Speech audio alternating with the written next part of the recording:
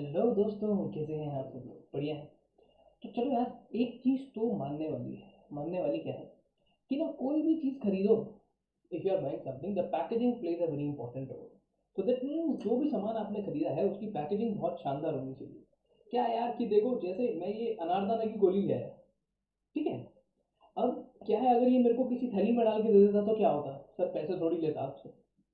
ठीक है, पैसे तो लेता, मतलब फिर उसके बाद यही हो जाता कि वो 10 रुपये ले लेता, 20 रुपये ले लेता, 30 रुपये, 30 रुपीज़ ले लेता। He can not charge a big amount. But if अगर उसने मुझे ऐसे एक बढ़िया सी पैकेजिंग करके बढ़िया सा स्टिकर लगा के दे दिया है ना, और इसके लिए उसने मुझसे चार्ज किया 100 रुपीज़, लगभग ऐसे ही 100 या 90 के आसपास कुछ चार्ज किया। अब उसी चीज़ की क्वालिटी जो भी थी, चलो मान लेते हैं कि क्वालिटी सेम है, क्वालिटी सेम है, बस उसने क्या करा, पैकेजिंग को और बढ़िया कर दिया। इससे क्या हुआ? सर वो 20 रुपए का सामान था, उसने मेरे को 90 रुपीज़ में दे दिया। सर पागल बना दिया आपका, पागल नहीं बनाया यार। ऐसे ही आपको करना है एग्जाम में। कोई बहुत बड़ी अलग सी बात नहीं करनी है। कंटेंट सारे बच्चों के पास है, मैं मान के चल रहा हूँ कंटेंट सबके पास है। अगर कंटेंट नहीं है तो कोई बात नहीं, स्टे ट्यून। धीरे धीरे करके जो भी इंपॉर्टेंट चैप्टर्स हैं सबकी रिविजन एक एक करके डालने वाला हूँ। स्टे ट्यून, कहीं जाना मत, ठीक है। अब कंटेंट तो सारे बच्चों के पास है, पर अब कौन इसे अच्छे से प्रेजेंट करता है, इस चीज को बहुत ही ज्यादा इंपॉर्टेंस मिलती है। तो अंग्रेजी वाले बच्चे, अब आपकी बारी है। एक ही वीडियो बना दूंगा, दोनों सुन लेना। So what matters the most is that when it comes to packaging, whosoever is giving a better packaging, they will be given a good price for that. Just like that in examinations, every student does have a content, right? So that content should be all the time from the module जो आपको institute से मिला है. Now when it comes to the presentation, how you have presented your answers so far, that is something which is going to play a very important role in examinations. On the basis of presentation, वहीं आपको पता चलेगा presentation के base पे कि 10 में से 2 number मिलने हैं, 5 मिलने हैं, 7 मिलने हैं। 10 में से 5 से 6 नंबर आपको कंटेंट के मिलेंगे। अब आगे आता है प्रेजेंटेशन का।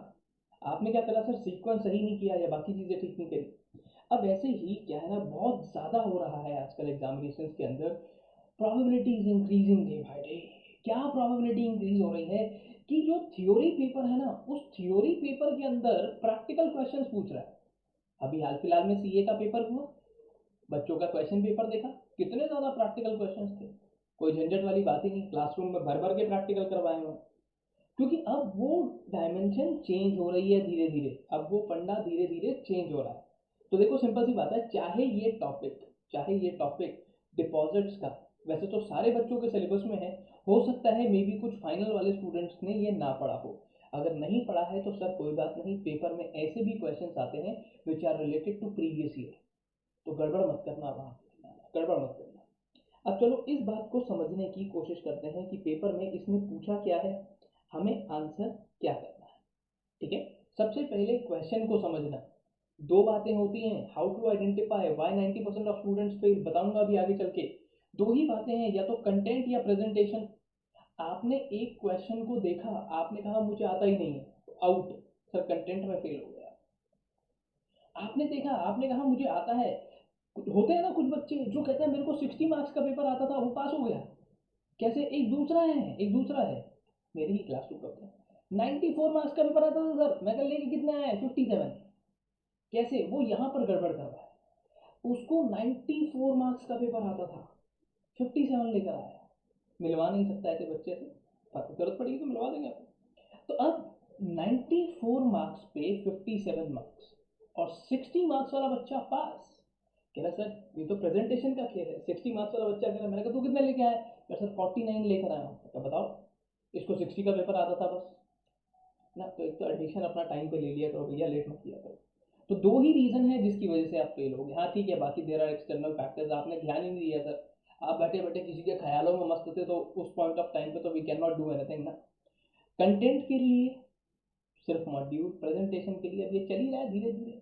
क्वेश्चन पेपर्स उठाकर ले आएंगे, उसको सॉल्व करेंगे आगे चल के। तो स्टे ट्यून्ड, ठीक है। अब आते हैं मुद्दे की बात पे। कैसे? देखो कैसे मैं अपनी चीज़ों को बता रहा हूँ कि हमने सबसे पहले बात करी ये चैप्टर का क्या है। Following information is available as per the latest balance sheet figures on 31 March 2019। उन्होंने कहा 2019 की बैलेंस शीट सर मैं आपको दे रहा हूँ। मैंने कहा ठीक है। 150 पेड अप शेयर कैपिटल है, 50 free reserve, securities premium account 20, CRR 10। उन्होंने कहा कंपनी ने कोई भी डिपॉजिट आज से पहले नहीं लिया है। Company has not not accepted any deposits. अब क्या होगा, यहाँ पर कुछ ऐसे बच्चे होंगे जिन्होंने डिपॉजिट पढ़ा ही नहीं है, जिन्होंने कहा बिंदास अरे ये पेपर में नहीं आएगा, ज़्यादा नंबर का नहीं है, उन्होंने छोड़ दिया। तो कहाँ फेल हो गए आप? फेल हो गए कंटेंट पे। कंटेंट से निकलोगे जब आपने कंटेंट आपको आता है, अब आपको प्रेजेंट कैसे करना है? बेसिक इज कंटेंट, पहले पढ़ाई उसके बाद आगे की लिखाई। ठीक है। अब उन्होंने क्या है कि बोर्ड ऑफ डायरेक्टर्स जानना चाहते हैं कि मैक्सिमम अमाउंट जो डिपॉजिट की तरीके से वो एक्सेप्ट कर सकते हैं, मेंबर्स से कितना ले सकते हैं और पब्लिक से कितना ले सकते। उन्होंने कहा सर ये बता दो हमारे को। मैंने कहा चलो ठीक है जी, ये आपको बता देते हैं। ठीक है। अब सबसे पहले कि हम कैसे इन चीज़ों को लिखेंगे, पेपर में आया हुआ क्वेश्चन है। ठीक है, तो अभी मैं आपको ये आंसर लिख के दिखाता हूँ। बहुत ही सिंपल सा फंडा है, ज़्यादा कॉम्प्लिकेट नहीं करना है, पहले लिखना है, फिर एक एक चीज़ आपको एक्सप्लेन करके बताऊंगा। सबसे पहले क्या करना होता है, उसने जैसे आंसर दिया, आपकी मर्जी है, आप ए और बी, वन और टू कर दो, या जैसे मैं लिख रहा हूँ वैसे कर लो। आप पॉइंट नंबर वन लिखो, उसका पूरा लिखो, पॉइंट नंबर टू लिखो, फिर उसका पूरा लिखो। पर अब देखो, एज पर रूल 3 सब rule 4 of companies acceptance of deposit rules.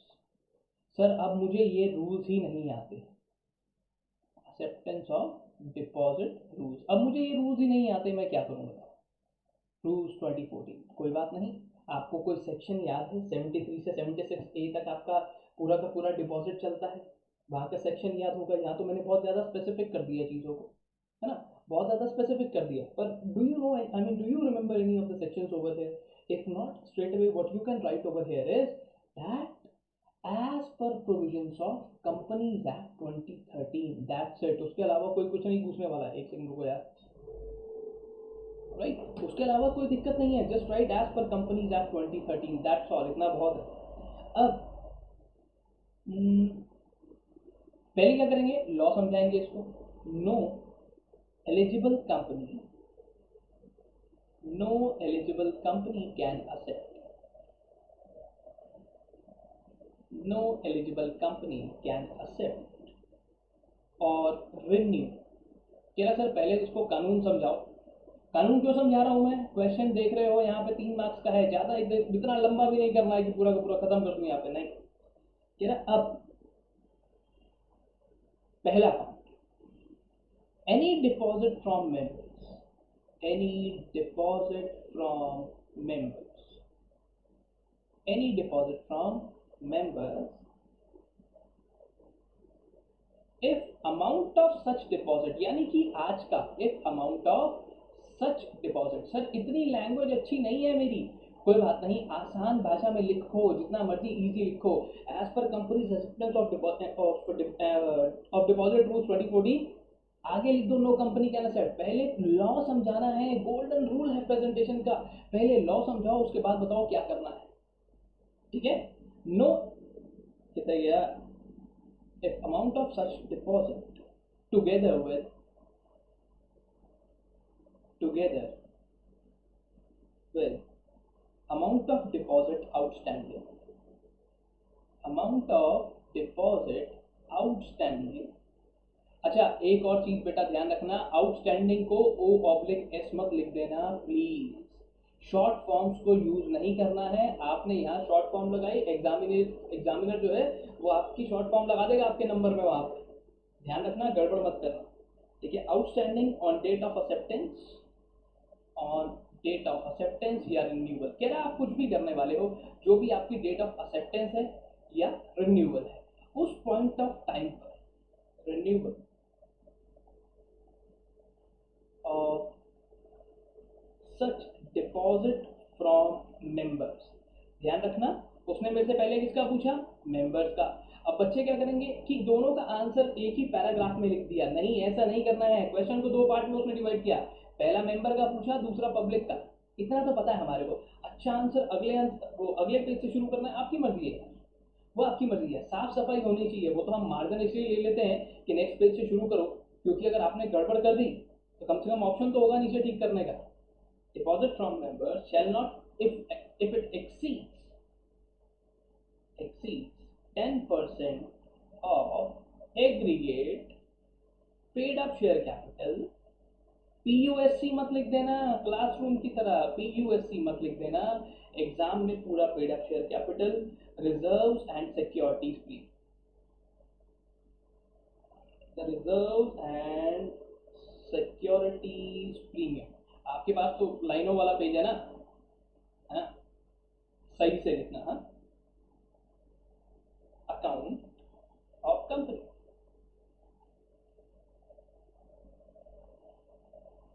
Account of company. मैंने सर सीधा सीधा कुछ नहीं किया, मैंने उसको लॉ एक्सप्लेन करके दे दिया कि ये रहा कानून, पॉइंट नंबर ए के हिसाब से मेंबर्स ऐसा कर सकते हैं। सर दूसरा उसने पूछा था, दूसरा किसका पूछा था? क्रेडिटर्स का, पब्लिक का, कि आम पब्लिक से कितना लिया जा सकता है, और जो आपके ऑलरेडी एग्जिस्टिंग मेंबर्स हैं उनसे कितना लिया जा सकता है। ठीक है, okay. Any amount of deposit, any amount of deposit. अभी बताऊंगा कि आप लोग क्या सोच रहे थे कि कितना आसान था सर, ऊपर 10% लिख देते सीधा, इतनी लंबी लाइन लिखने की क्या जरूरत थी? पैकेजिंग का खेल है ना, it's all about the packaging. We could have easily written like if it exceeds 10% of aggregate pay, or the company can accept up to 10% of paid up share capital, free reserves and securities premium account, that's it total करके you can mark over there like 10% calculate करके बता देते उसका, 50 50 20 22 crore rupees बता देते उसको, है ना? फिर उसके बाद यही होता, you'll be getting like 1 mark, 1.5 marks, 2 marks, ऐसा ही होता है। एनी अमाउंट ऑफ डिपॉजिट, ठीक है, if such amount of deposit, if such. अब इसको आप सिंप्लीफाई कर सकता हूँ सर मैं, ये तो बहुत खतरनाक लैंग्वेज है, कोई बात नहीं, सिंप्लीफाई कर लो। आप अपनी सिंपल लैंग्वेज में लिखो, बट अभी बताऊंगा कुछ ऐसी चीजें हैं जिनको और ज्यादा सिंपल मत कर देना। सिंप्लीफिकेशन अच्छी बात है, आसान भाषा में लिख दो, अच्छी बात है, कोई प्रॉब्लम नहीं है उसके अंदर, but there are few things which need to be incorporated as it is. अभी मार्क करवा देता हूँ, उनको मत चेंज करना, बाकी कुछ भी चेंज करो। If such amount of deposit, if such amount of deposit together with amount of deposit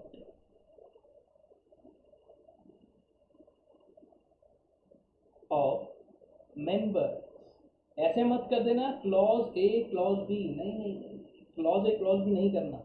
exceeds 25% of aggregate. Sir यहाँ पे आपने एग्रीगेट पूरा नहीं लिखा था, अच्छा कोई बात नहीं, लो aggregate paid up share capital. अब तो फिलहाल मुझे लग रहा है कि मेरा भी पेड अप शेयर कैपिटल, उसके बाद आपका क्या था? Securities premium account and free reserves,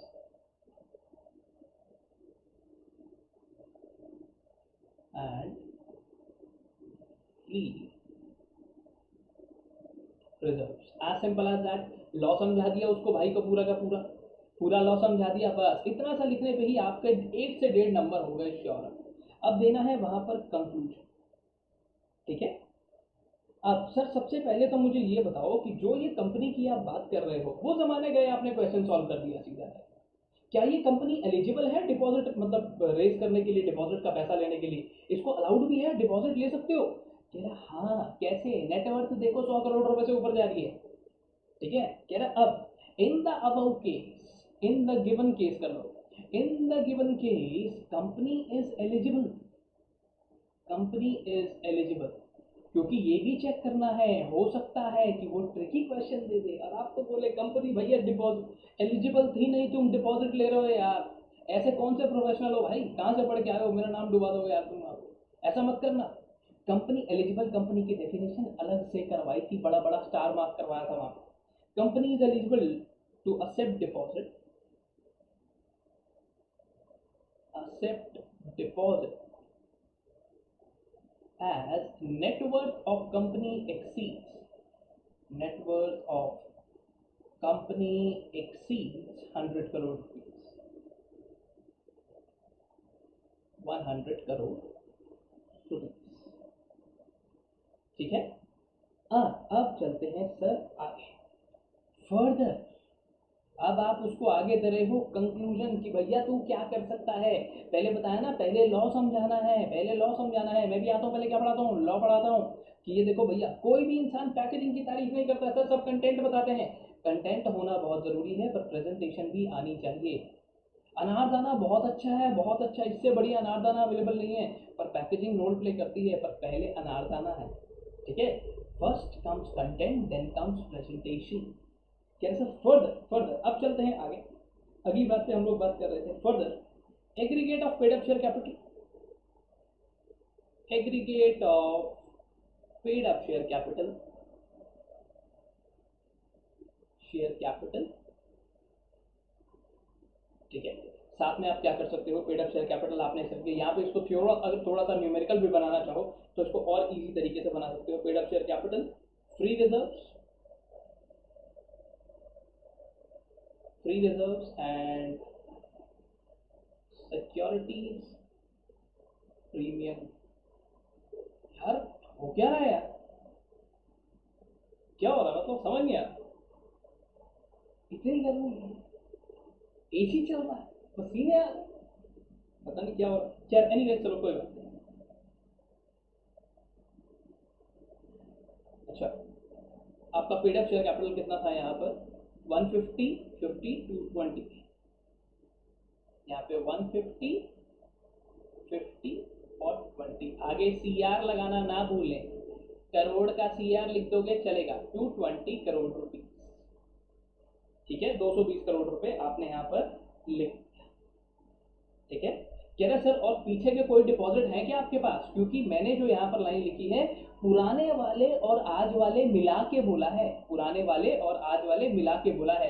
कह रहा and company has not deposited, company has not accepted any deposits before, accepted any deposits before।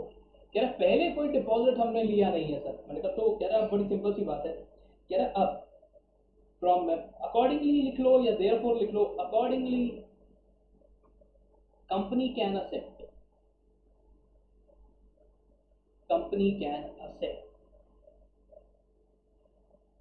up to 10%,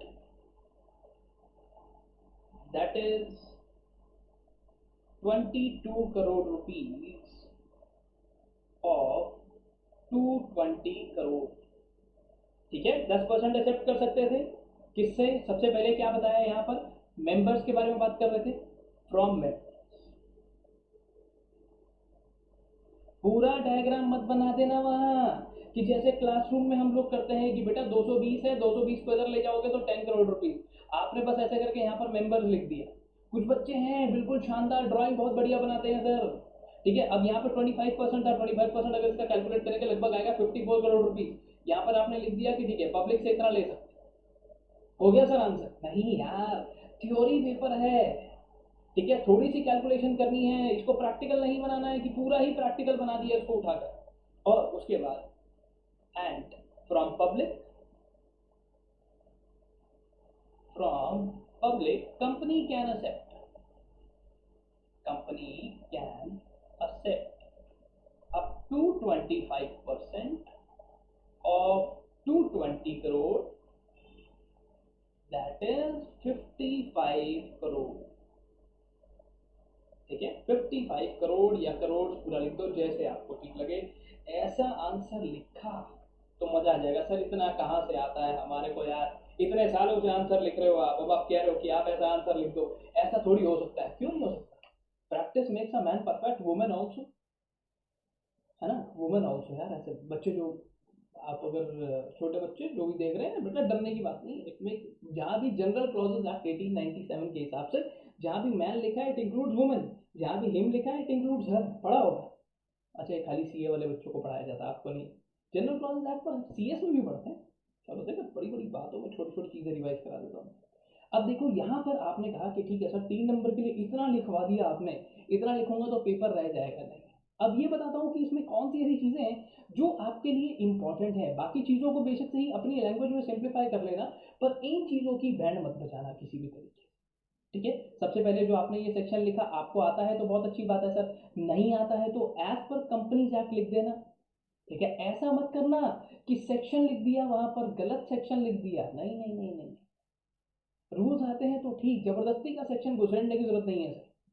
अब यहाँ पे देखो, एनी डिपॉजिट फ्रॉम मेंबर्स, देख लो इसको काट के बता देता हूँ, वहां पे कोई दिक्कत नहीं होगी आपको। Any deposit from members on date of acceptance shall not exceed 10% of aggregate paid up share capital reserves and securities premium account of the company।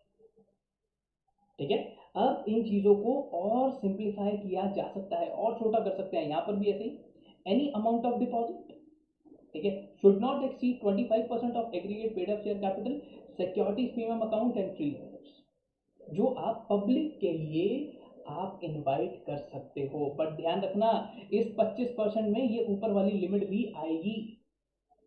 ठीक है, together considering considering the amount of deposit of members, जो आपके members का amount है वो भी यहाँ पर इंक्लूड करके चलेंगे, कि वहां पे उसको छोड़ दो कि 10 उधर से लिख दे 25 उधर से, नहीं नहीं इतना नहीं भैया, इतना नहीं, कोरोना का टाइम है, वापस कैसे करोगे। कह रहे अब उसके बाद हमने क्या करा, एलिजिबल कंपनी को यहाँ पर डिफाइन कर दिया, अगर आपकी मर्जी है आप चाहते हो एलिजिबल कंपनी सबसे ऊपर लिखना है तो वो भी लिखा जा सकता है, there is no harm at all, कोई दिक्कत नहीं है। उसके बाद इस कैलकुलेशन को आप यहाँ पर दिखा दोगे, ग्रेट। सर आगे चल के अगर मैं आपको कहूँ कि यहाँ पर आपने जो भी बताया इसको मैं पॉइंट नंबर 1 कर दूँ, पॉइंट नंबर 2 कर दूँ, और अच्छी बात है, मैंने तो एक सिंगल सिंपल एंड में कंक्लूजन दे दिया, पॉइंट नंबर 1 कर दिया, पॉइंट नंबर 2 कर दिया, आपने ऐसे लिख दिया कि from members 10% of 220 crore, that is 22 crore rupees. ठीक है, आपने लिख दिया पब्लिक, पब्लिक के लिए आपने अलग से ऐसे लिख दिया, बट ध्यान रखना टूटे टूटे सेंटेंस मत बनाना, वरना नंबर ही टूटे टूटे मिल जाएंगे। ठीक है, दैट्स इट, चलो we are done for the day, आज के लिए इतना ही, अब मिलेंगे फिर कभी। ठीक है, तो we will keep talking about those kind of revision, we will I mean keep talking about rest of the things as well. तो अपना ध्यान रखें, सेफ रहें, पढ़ते रहें और पढ़ते रहें।